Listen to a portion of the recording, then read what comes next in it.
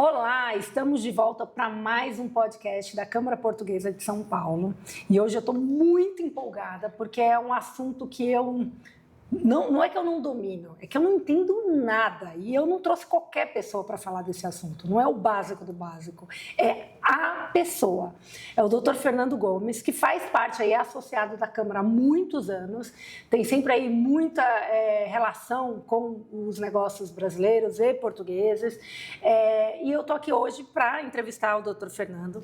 Perguntar primeiro de tudo, doutor, obrigado por estar aqui. A agenda do doutor é disputadíssima. A gente disputa a agenda do doutor com programas globais, com vários podcasts e, além de tudo isso, é um médico que continua em plena atividade, né, fazendo cirurgias, atuando em vários hospitais. Então, doutor, obrigado por estar aqui hoje. Eu queria saber um pouquinho, eu seria incapaz de trazer o teu currículo aqui, porque é um currículo tão grande. Então, eu queria que você me desse aí uns highlights de como que você chegou para ser um doutor neurocirurgião e me contasse as principais atividades que você tem hoje no dia a dia. Tá, bom, muito obrigado. Para mim é um prazer incrível estar aqui, sobretudo falando com a Câmara Portuguesa. Eu sou professor livre-docente na USP, eu fiz minha formação na Faculdade de Medicina da Universidade de São Paulo, onde me formei e depois fiz residência médica em neurologia e neurocirurgia. Fiz doutorado e depois apliquei para professor livre-docente e tenho esse cargo e desde então trabalho de forma ininterrupta, são quase 30 anos aí no SUS e também tenho minha participação na saúde privada, na saúde suplementar.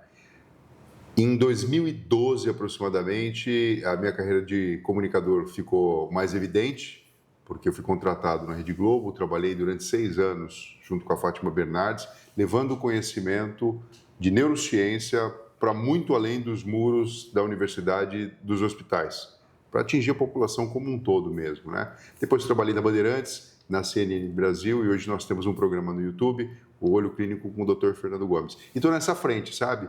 Então, fazendo o trabalho clínico como neurocirurgião, operando adultos, idosos, crianças e também trabalhando com a comunicação. E além disso, eu sou escritor. Aliás, vários livros. Nesse ano sai meu 10º livro, o Tratado sobre o Amor, né? Sempre com o olhar da neurociência. Muito legal, doutor. Doutor, antes da gente mergulhar na neurociência, né? Primeiro também indico o canal do doutor, que é super bombado. Já participei de um podcast com o doutor uma vez. E antes da gente mergulhar na neurociência, eu quero saber por que é a Câmara Portuguesa, qual é a tua relação com Portugal e qual que é esse contato que o senhor tem com Portugal? Bom, está no DNA, né? Meus avós foram imigrantes, vieram da Ilha da Madeira, ficaram em Santos, inicialmente, quando meu pai nasceu. Então, está no DNA, tem a dupla cidadania e, atualmente, 2 filhos meus moram em Lisboa e estudam e, enfim, fazem parte do dia a dia de Portugal, propriamente dito. Então, só essa base familiar já explica muita coisa. Quando eu falo de neurociência, existe todo um contato com Portugal, inclusive porque comungamos, né, a mesma língua, então fica muito mais fácil de trocar informações, que faz com que essa prática ela seja ativa e presente no cotidiano. Então, muito mais do que simplesmente a clínica, as palestras, os livros, a comunicação, esse contato íntimo com Portugal, ele faz parte da nossa casa. E por isso, então, esse motivo da gente estar aqui falando sobre isso. Hoje. Exato. Muito legal. E, doutor, como você bem sabe, a Câmara Portuguesa de São Paulo é um local que a gente faz networking, associações entre empresas. Então, claro que eu não poderia trazer a visão do que a neurociência impacta no ambiente corporativo. Primeiro, o que é a neurociência? Né? Só para a gente aqui, quem é leigo, entender o que é a neurociência, qual que é a visão dos neurocientistas no ambiente corporativo hoje em dia? Bom, a neurociência é um ramo do conhecimento que explora principalmente o funcionamento do sistema nervoso central e periférico. Quando a gente fala de sistema nervoso central, o enfoque maior é no cérebro. Então, existem várias vertentes, recortes ou possibilidades de visão. A neurocirurgia é uma parte da neurociência aplicada ao tratamento clínico e cirúrgico de pacientes que tenham doenças que dependam, então, dessa forma de tratamento. Mas isso é só uma parte pequena, né? A neurociência, ela transborda. Então, nós temos, por exemplo, a neurociência do comportamento, que estuda como o nosso cérebro funciona, como ele reage e como, na verdade, a nossa consciência consegue orquestrar tudo isso que nós podemos desfrutar e usufruir do dia a dia. Existe a neurociência voltada para o marketing, voltada para as organizações, para as corporações, e é nesse ponto de eclipse que a gente vai conversar um pouco aqui agora, né? A neurociência do comportamento aplicada ao mundo corporativo. E essa neurociência do comportamento, a gente consegue prever as nossas ações estudando a neurociência? Porque, por exemplo, eu e você trabalhamos longas jornadas, temos aí uma rotina cada vez nesse mundo de alta produtividade que a gente tem que entregar. Acaba que o ambiente corporativo é conhecido por pressão, por muito trabalho. Dentro desse mundo de estresse, essa neurociência consegue ajudar a gente a diminuir estresse ou a entender? Demais. E o conceito principal é o conceito da metacognição. O que significa metacognição? Significa entender os processos mentais e emocionais que todos nós, seres humanos, de alguma forma vivemos a todo momento, né? É natural do indivíduo que nunca abriu um livro ou tocou nessa área do conhecimento acreditar que o nosso cérebro ele se confunde com a nossa mente e se confunde com a nossa consciência. Mas a consciência é uma pequena parcela só do funcionamento do cérebro. Então, estou falando de um órgão que pesa 1,5 kg, o que equivale a 2% do peso corpóreo, que gasta muita energia, cerca de 20% de toda a energia do nosso corpo o cérebro consome para conseguir entregar tudo isso. Fazendo um paralelo, a nossa consciência, que é o que mantém a nossa conversa aqui, que faz com que a gente entenda de onde a gente veio, para onde a gente deseja ir, faz com que a gente simplesmente seja o CEO de uma grande, enorme instituição que é o nosso corpo físico.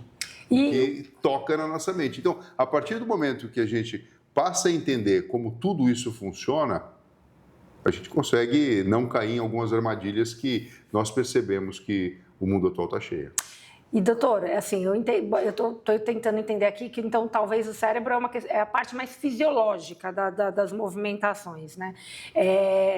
Estou tentando aqui traduzir de forma... Essa questão mais fisiológica, eu consigo alterar o cérebro? Assim, o cérebro pode crescer, diminuir, ter algum impacto com, talvez, estresse, ou com relaxamento, ou com meditação?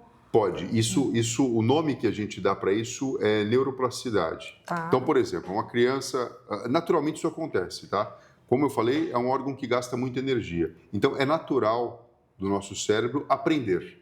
O que significa aprender? Facilitar o processo de resolver uma determinada tarefa. Até os 21 anos, 22 anos de idade, nosso cérebro está em formação. Junto com isso, a humanidade já entendeu que é legal você acoplar um sistema pedagógico, então você já tem metodologia para ensinar a criança. Mas a nossa vida não acaba por aí. Você tem objetivos, você tem metas, e você, aos poucos, consegue, utilizando o que você já aprendeu, as suas memórias, associando com os seus planos futuros, entregar resultado, desempenhar a tarefa de forma adequada ou não. Só que isso não é desvinculado do fato orgânico e fisiológico, como você está falando. Nós temos um relógio biológico que fica sediado no hipotálamo, uma estrutura cerebral profunda, que dita para a gente o momento de dormir, o momento de acordar, o porquê ficar mais alerta numa determinada situação, o porquê ter mais atenção, o porquê relaxar. E quando a gente entende isso, o nosso desempenho e da nossa empresa pode ser muito melhor. E esse desempenho do nosso cérebro muda com a idade, muda com o exercício físico? O que impacta esse desempenho? Muda. Uhum. Bom, existem os pilares clássicos de saúde que nós sabemos que se eu trato o meu cérebro bem como um órgão, como por exemplo o coração, como o músculo, ele vai me entregar melhores respostas. Uhum. Então, alimentação saudável, sono reparador, atividade física regular, não é mais prescrição médica. Isso já é um conhecimento que todos temos que, enfim, se você não come de forma adequada, se você não sabe escolher a sua dieta, isso vai impactar na sua longevidade. Tanto é que a dieta portuguesa, vamos falar do Mediterrâneo, ela está associada com a longevidade. Por quê? Ela tem elementos que são bons para a saúde do corpo físico, do aparelho cardiovascular e para o cérebro também. Legal. Agora, quando a gente fala de performance, né, muitas vezes no passado, o indivíduo deixava de lado a parte física, eu digo, caminhava para um sedentarismo mesmo, querendo ter resultado porque achava que aquilo era uma perda de tempo. E a curto prazo, isso faz sentido, porque você está deslocando horas, minutos, né, momentos do seu dia a dia para uma outra coisa que você quer. Só que a longo prazo, isso impacta de forma negativa, porque a atividade física regular faz com que o nosso músculo, principalmente músculos grandes, liberem substâncias que vão ajudar nessa neuroplasticidade, que é facilitar a comunicação entre os neurônios, o surgimento de novos neurônios, facilita o processo de aprendizagem, então como fator neurotrófico, irisina, que até deixa quadros demenciais mais distantes da sua manifestação. E surgem muitos neurônios. Até que idade, até que momento, como que a gente faz ter mais neurônios? Tem uma regra para isso? Assim, nós temos cerca de 86 bilhões de neurônios e cada um deles faz cerca de 10 mil sinapses, né? E existe uma perda neuronal no decorrer do tempo, né? Diferente de outras células, como por exemplo do cabelo, das mucosas, que está constantemente se regenerando. O neurônio ele é um pouco mais seletivo e difícil que isso aconteça. Mas nós conseguimos influenciar na comunicação, na qualidade da comunicação entre eles, né? E para isso entra também esse terceiro pilar que eu falei do sono. Por quê? A sua experiência do dia, o contato com coisas novas ou tarefas, desafios, por exemplo, tocar um novo instrumento, aprender uma nova língua, é durante o período do sono, numa fase específica, principalmente no sono REM, que essa memória ela é consolidada numa estrutura cerebral profunda chamada hipocampo e no lobo temporal. Então, a gente precisa ter motivação para fazer as coisas, realizá-las, né? Precisa insistir, é como se fosse um treino mesmo para aprender, e precisamos ter momentos de repouso e de sono para que isso fique consolidado no cérebro. É inexorável. No decorrer do tempo, né? A gente está falando 60, 70, 80 anos, a característica de atenção, de memória, de agilidade mental, ela vai diminuir. Mas, em contrapartida, a nossa experiência aumenta. Então, é um grande balé, é um grande balé, na verdade, da natureza. E a gente precisa entender isso, e aí entra esse papo da metacognição, para tirar o melhor proveito de cada situação, de cada momento, com saúde e com alegria. Porque também não adianta você colocar o seu cérebro para render muito e fazer determinada coisa se emocionalmente você não está bem, né? A nossa vida, ela começa e termina aqui no plano físico, todo mundo sabe disso. E o que mais impacta para a gente como indivíduo é significado. Então não adianta nada, né? Eu falo, um jovem vai prestar vestibular. É de se esperar que durante esse período preparatório de alguns anos, ele estude muito mais do que o usual. Talvez a atividade física que ele faz não vai ser tudo que ele poderia ou deveria fazer. Talvez algumas noites de sono não sejam tão maravilhosas. Talvez a parte do lazer tenha que ficar reduzida. Mas ninguém fica prestando vestibular o resto da vida. Uau. E quando a gente fala no mundo corporativo, a mesma coisa. Se você deseja ter uma empresa de sucesso, deseja conseguir conduzir uma equipe com liderança, é importante entender que momentos de pausa, desde pausas pequenininhas no decorrer do dia, como pausas maiores, como valorizar um final de semana, um feriado, férias, de uma maneira importante, isso vai trazer para você um equilíbrio neuroemocional que vai impactar em resultado a médio e longo prazo. Doutor, você falou de férias. Semana passada eu tirei uma semana de férias e eu sou uma kitesurfista mal-sucedida. Mas eu sou.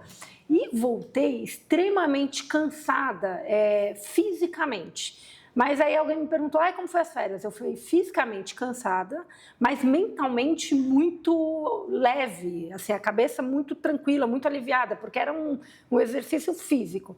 Dentro do ambiente corporativo, às vezes a gente não consegue ali entender um equilíbrio entre o que é o cansaço físico e mental. Como que você acha que, principalmente líderes, né, de empresas que são associadas da Câmara, ou nossos ouvintes aqui, como que um líder consegue entender, consegue ver se a equipe está cansada mentalmente, fisicamente, tem sinais, não tem sinais? Como que a gente consegue criar métricas para isso? Olha que interessante.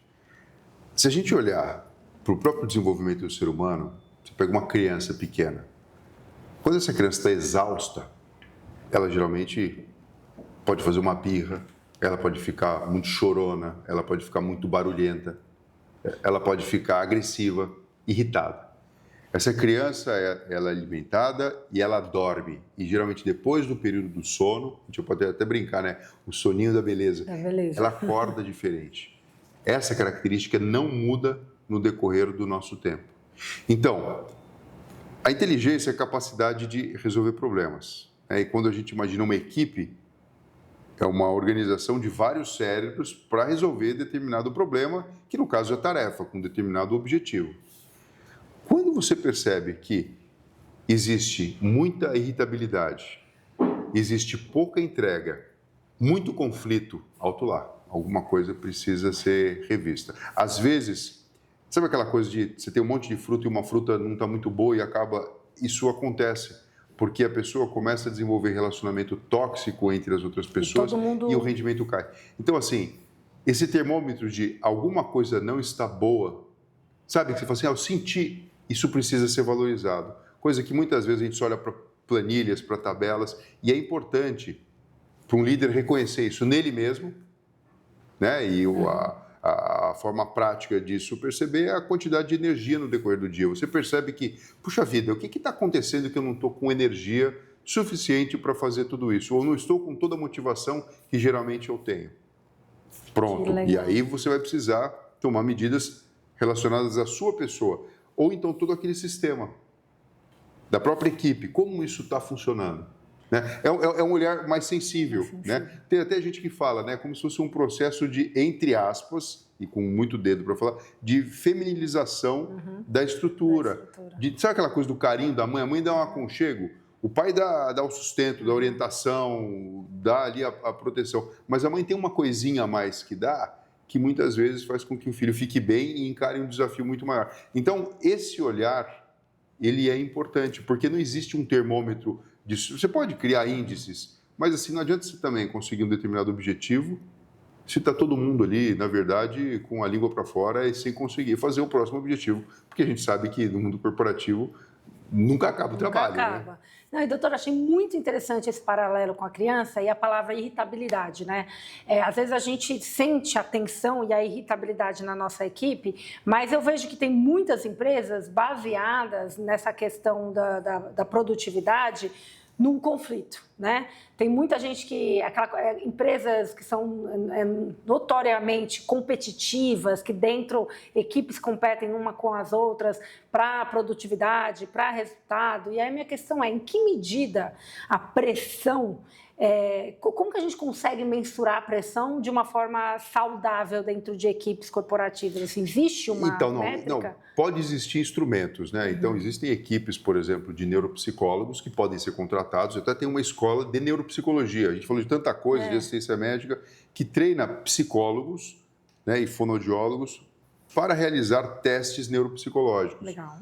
Consegue colocar várias coisas no papel, entender se tem pessoas que estão ali com um índice de ansiedade ou de depressão que carece uma consulta com um psiquiatra ou com um psicólogo especializado, se a capacidade de entrega cognitiva está boa. E cognitiva, entenda, eu estou falando de memória de curto prazo, de memória, de linguagem, de comunicação, de atenção e muitos outros quesitos. Então, isso é uma coisa objetiva. Né? Você pode contratar um serviço para avaliar a sua equipe e, de alguma forma, te entregar esse resultado. Mas o mais importante disso tudo é nós entendermos, e não estou criticando nenhum método, porque cada um sabe como funciona e como deve organizar as suas coisas. Mas uma coisa é nítida: se todos estão alinhados com o seu propósito e tem um sentido e tem um significado na sua vida aquela tarefa, e algumas pessoas naturalmente são mais competitivas, outras nem tanto, você consegue um resultado muito melhor.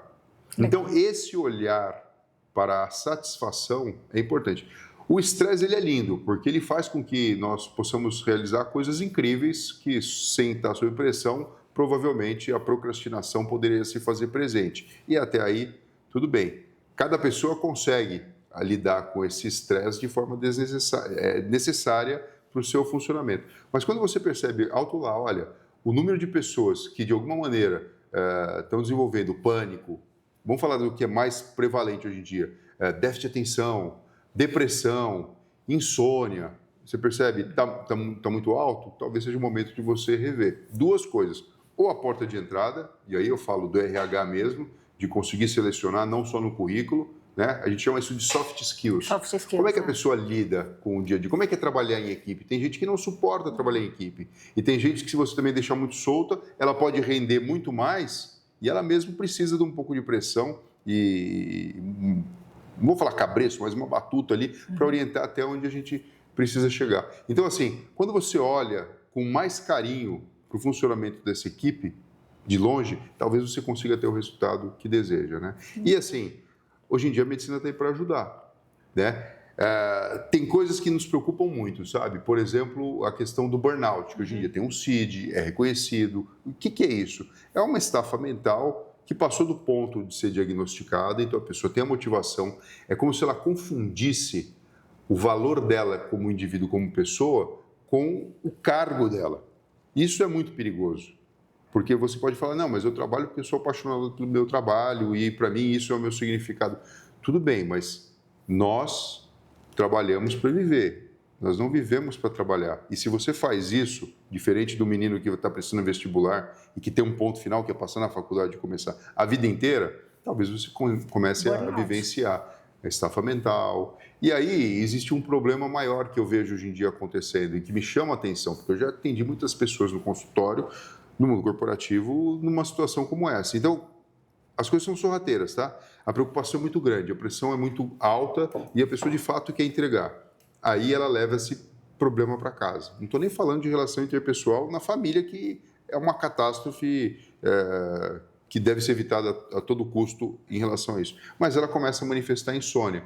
Então, vai dormir, não consegue dormir, começa a pensar no que tem que fazer, o que deveria ter dito, o que vai dizer, quando vai dizer. Aí não dorme bem. Aí o que ela faz? Eu não sei como, consegue um remedinho para dormir. Método tradicional, a pessoa vai lá ou ingere bebida alcoólica, não mais pela questão social, mas por uma demanda, porque a gente sabe que isso vai provocar um relaxamento do cérebro. A qualidade do sono fica ruim. Contar carneirinho ficou no passado, né? Estou dando exemplo, Ou então, não, quer aumentar a performance, quer aumentar foco, só que não quer fazer uma reabilitação neuropsicológica, ou então entender tudo isso que a gente está falando, da metacognição saudável e sustentável. Então, vai lá e começa a tomar um remédio para déficit de atenção, sendo que não tem o diagnóstico. Eu não sei nem como é que consegue uma receita dessa, que é tarja preta. E ela começa, e a curto prazo vai aumentar o foco, vai entregar. Aí o que ela faz? Toma um psicoestimulante durante o dia, rende, à noite não consegue dormir, toma um remédio para dormir. Aí a coisa começa a se desdobrar. Né? Bom, aí eu quero ter performance, porque eu preciso ter relacionamento interpessoal. Aí no caso masculino, vai para os remédios que de alguma forma interferem na performance sexual. Entendeu? Não vou falar nome de medicamento, mas está todo mundo entendendo. Já sabendo. É questão de você esperar, porque você está mexendo com o neurotransmissor de uma forma a entregar uma determinada coisa que não é saúde, percebe? A curto prazo pode parecer, mas que não é saúde, e a pessoa pode entrar num processo de estafa mental, de depressão e assim sucessivamente. Eu digo isso porque a depressão, uma das características dela não é tristeza, essa é a questão da diminuição de energia. E ela pode se manifestar com muito sono ou com pouco sono. Então, imagina se a pessoa está experimentando a abertura de um quadro de depressão, que tem tratamento específico para isso, mas está demonstrando apenas a questão da insônia. E ela, em vez de tratar a causa de base, não, ela cria um mecanismo de se automedicar e trata de uma forma artificial essa questão do sono. Ela só está colocando um curativo num problema muito maior. Então, veja, hoje em dia a gente sabe que o sucesso ele vem atrelado com sustentabilidade. Se você não faz isso, vai chegar um momento que a coisa quebra. A pessoa não rende. O que pode significar? Ser empregado ou desemprego. Exato. Porque tudo também tem um limite, né? As coisas acontecem para uma determinada finalidade. Então, a gente começa a olhar e fala, pessoal, vamos tomar atenção em relação a isso. Fazendo um paralelo com a academia, é que nem a pessoa que quer ir para a academia, quer mudar o corpo físico, e não entende que tem toda uma questão genética do máximo que você consegue chegar para o seu corpo, e está tudo bem, porque a gente está focando na saúde, mas ela quer romper essa barreira.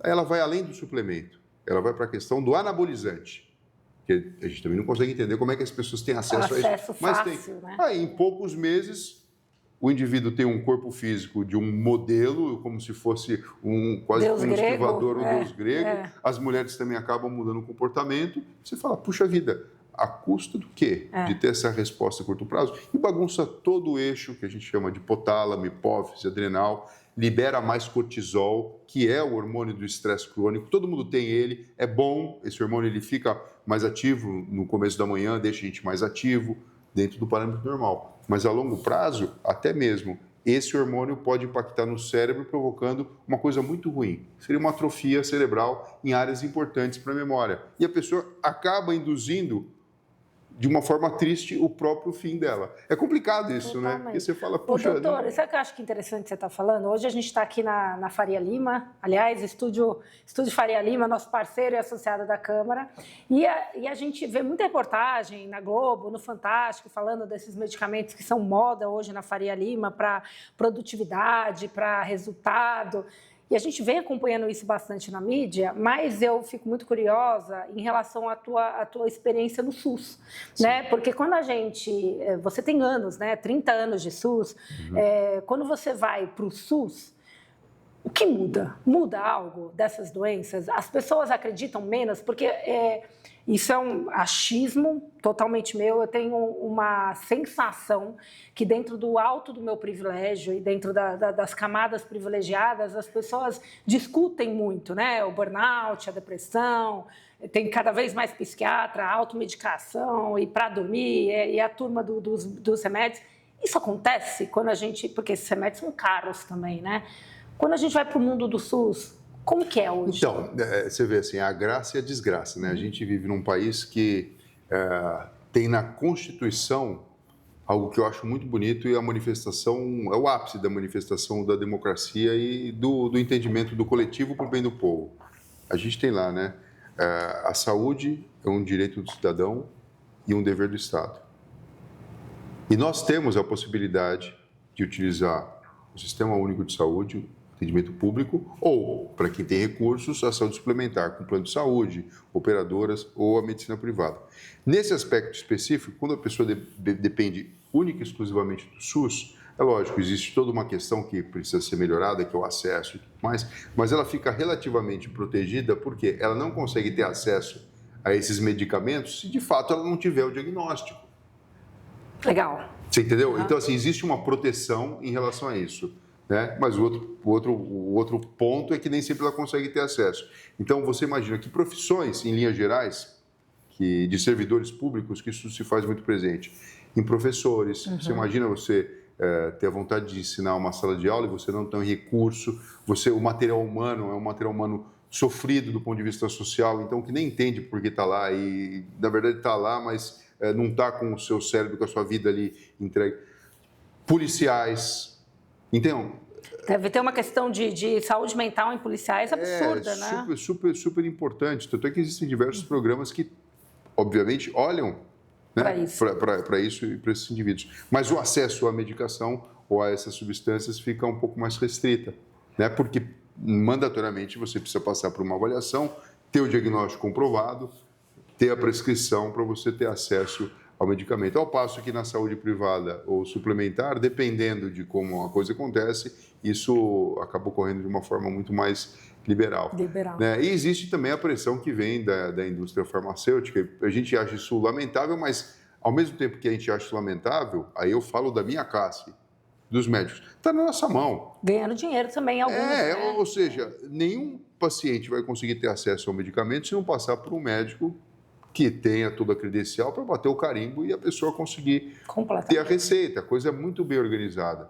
Então, assim, esse conhecimento da neurociência, ele precisa transbordar as áreas que são diretamente relacionadas, então aqui eu falo a neurologia, a neurocirurgia, a psiquiatria, mas também ir para as outras áreas.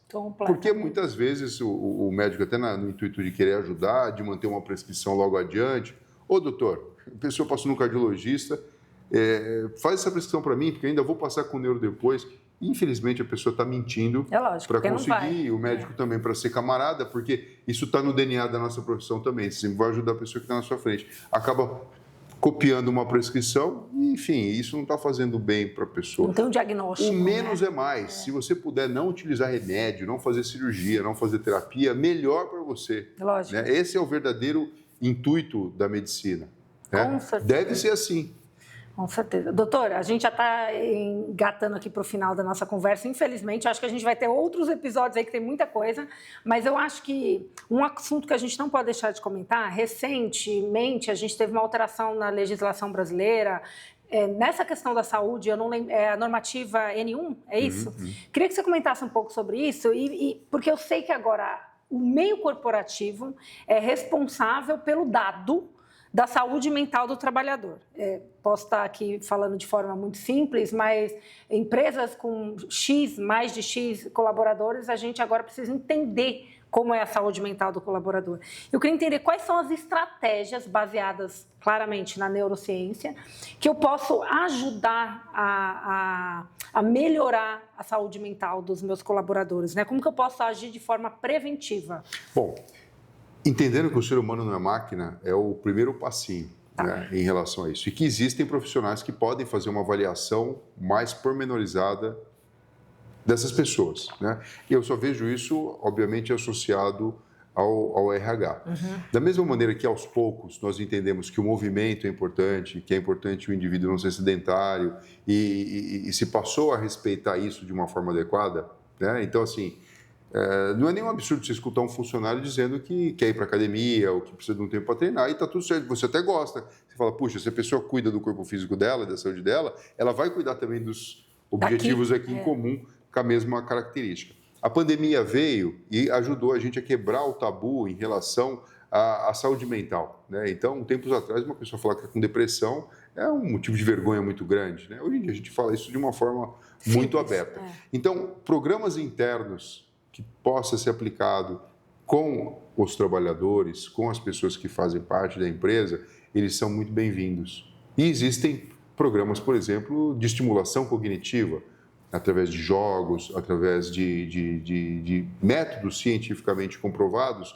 Primeiro, para você conseguir fazer um rastreio de quem, de fato, precisa de uma ajuda diferenciada. Hoje em dia, a gente não tem, como eu falei para você, mas esse preconceito. Eu tenho certeza que quando você tem um funcionário que rende bem e você percebe que ele não está rendendo, em vez de simplesmente, vamos trocar porque não está funcionando, não, vamos ver o que está acontecendo com essa pessoa, porque o melhor dela me interessa. Legal.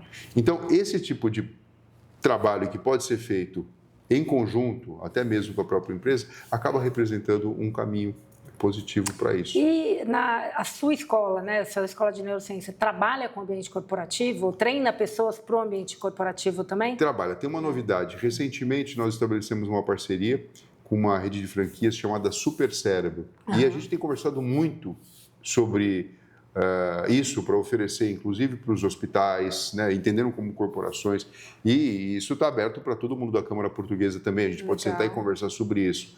Porque não adianta vir uma normativa e se a gente não dá ali o chão para acontecer. Veja, numa outra esfera também doméstica, isso aconteceu. Né? Vou dar um exemplo bem simples.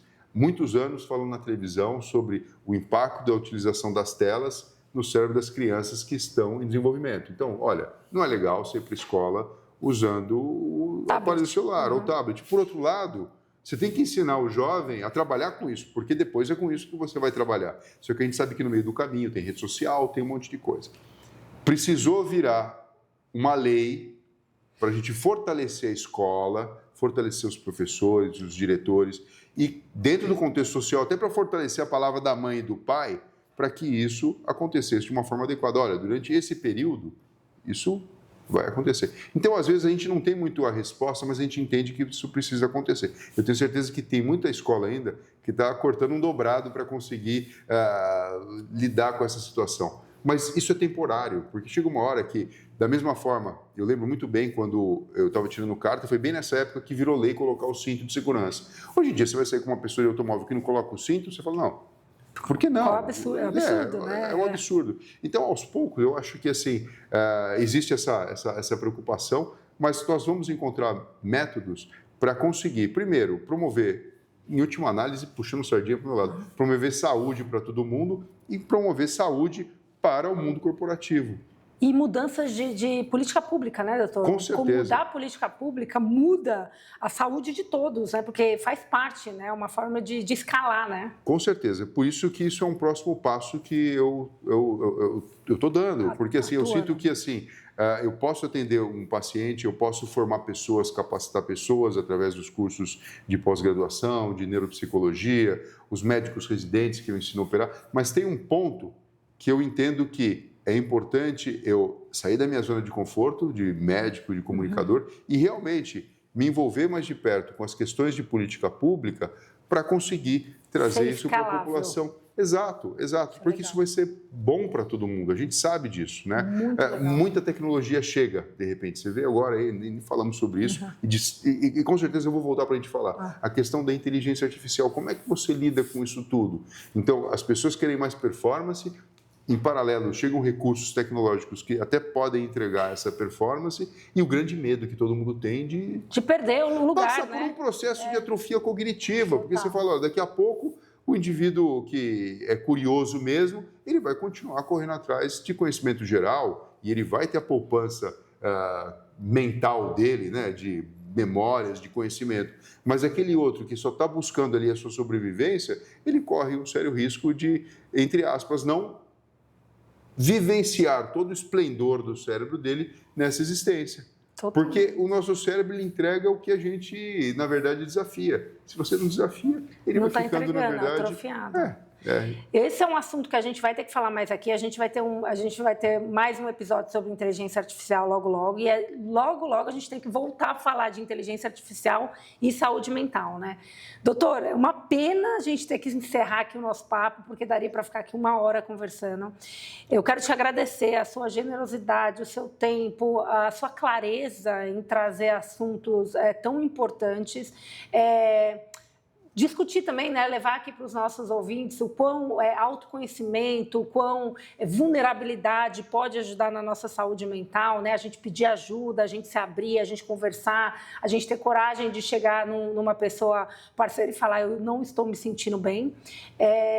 E queria muito te agradecer e pedir para você encerrar aqui o nosso papo com alguma dica ou com alguma frase ou com alguma coisa que você quer contar para os nossos ouvintes e deixar aqui como mensagem para o papo de hoje. Eu sempre gosto de falar a seguinte frase: pessoas instruídas vivem melhor. Entender a neurociência, sobretudo a neurociência do comportamento, hoje em dia não é um luxo, isso é uma necessidade, que todos nós temos a oportunidade de ter contato. Então, buscar informação, incorporar no dia a dia essas dicas de saúde que a gente falou. Olha, é simples, coloca na sua cabeça que 3 pontos são super importantes: sono reparador, atividade física regular, essa questão da alimentação, e outros 3 a mais: gerenciar o estresse, e isso você pode fazer de várias formas.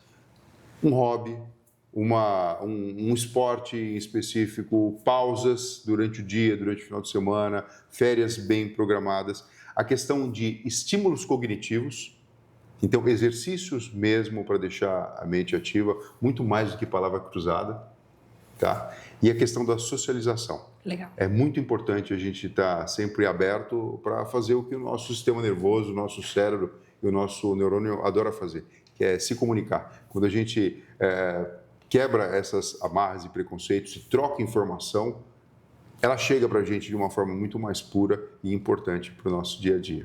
Muito bom, doutor. Quero te agradecer. Aproveitar aqui, pegar o gancho do doutor e chamar os ouvintes e os associados da Câmara para quê? Para se socializar com a gente na nossa casa, Araújo Pinto, convidar para a gente estar sempre junto, conectando, conversando. Para quem não segue ainda o nosso conteúdo, não esquece de colocar lá no sininho no nosso canal do YouTube. E eu aguardo vocês no próximo podcast, logo, logo. E foi um grande prazer, doutor. Muito obrigada e até a próxima a todos os ouvintes.